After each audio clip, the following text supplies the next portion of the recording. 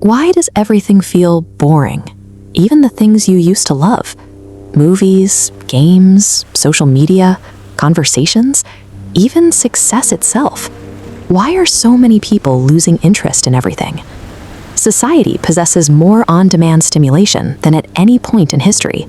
Yet rather than satisfaction, millions report a persistent mental fog and digital overload, a state of chronic fatigue that makes even high-value entertainment feel empty. When this numbness strikes, we assume we simply haven't found the right video or the right post yet. We continue scrolling, searching for a specific piece of content that will finally bridge the gap between our expectations and our experience. The issue isn't the quality of the content available on our screens. Our internal metrics for enjoyment have been decoupled from the actual value of the media we consume. This crisis is the result of a collision between ancestral biology and sophisticated algorithmic architecture. Our evolutionary drive for novelty is being used to sustain a state that is neurologically exhausting. This process is driven by dopamine, which functions as a system for prediction error. Rather than rewarding pleasure directly, it triggers a spike when the brain encounters surprising or unexpected information. Digital interfaces optimize for this system. Short-form video feeds provide a high-velocity delivery of novelty, forcing the brain to process a continuous series of prediction errors in rapid succession. This creates what researchers call a ludic loop. It relies on a variable reinforcement schedule, where the user cannot predict the next highly engaging video. It is the exact same mechanism that keeps a gambler tethered to a slot machine. The pull to refresh gesture and the infinite swipe act as potent mechanical triggers. They lull the user into the machine zone.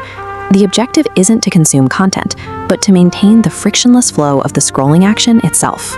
These platforms reproduce the environmental design of a casino, turning every interaction into a hunt for a neurochemical signal that may never arrive. This graph illustrates hedonic adaptation.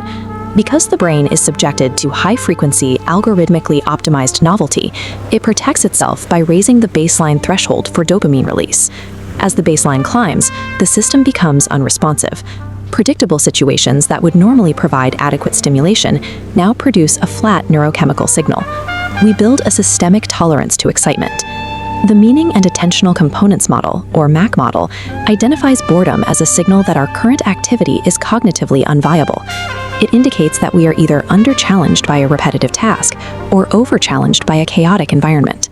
Solving this signal requires effortful engagement, the kind of cognitive work needed to build interest. However, digital feeds allow us to bypass this friction, providing an immediate stream of low-effort stimuli that requires zero mental investment.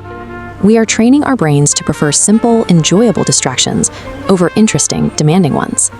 In the same way that junk food offers short-term satisfaction at the cost of health, these digital inputs provide relief while eroding our long-term well-being.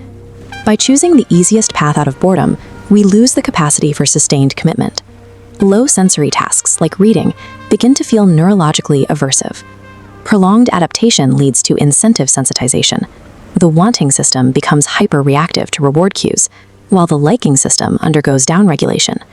This biological dissociation is why you scroll for hours without experiencing pleasure, chasing a reward signal your brain can no longer enjoy. The result is a paradox.